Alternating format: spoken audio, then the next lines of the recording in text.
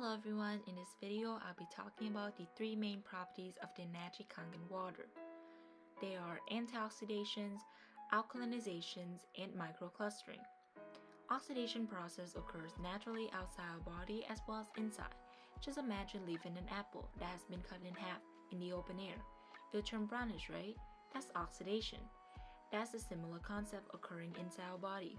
During normal metabolism, we make free radicals as byproducts, and these unstable molecules can steal electrons from nearby substances, which could alter shapes and functions, and if you think about it, could be very harmful to our body. Antioxidants interact with these free radicals and stabilize them, preventing them from causing cells damage. Here's an ORP machine, which stands for Oxidation Reduction Potential, that measures oxidations and antioxidation. The positive number indicate oxidation while the negative number indicate antioxidation. I'll be testing it using the smart water and the 9.5 Kangen water. As you can see, the number is positive in the smart water, indicating oxidations. The number could go up to 300 for water bottle, as you can see on the chart. Whereas with the 9.5 water, the number is negative, indicating antioxidation.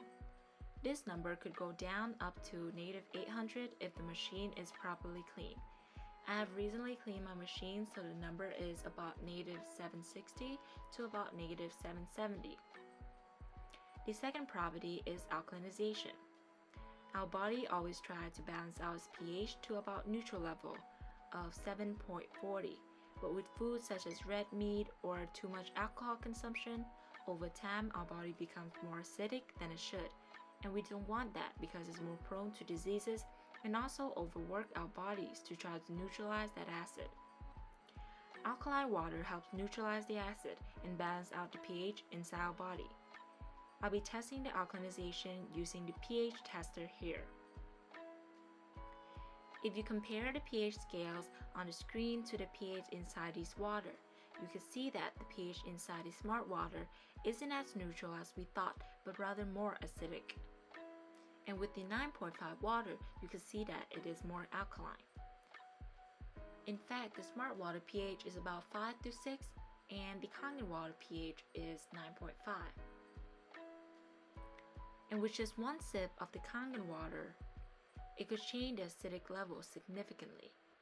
Now the smart water pH is about 9.5 as well. Most of the water bottle brands out there also have higher pH as well as oxidation numbers. The third property is microclustering, and I'll be using the tap water instead of the smart water. Water molecules are partially negative and positive, so they always attach to one another via hydrogen bond. You know, negative and positive attract to each other. Regularly, water molecules clump up together with about 15 to 25 of them, making it difficult to be absorbed into our bodies.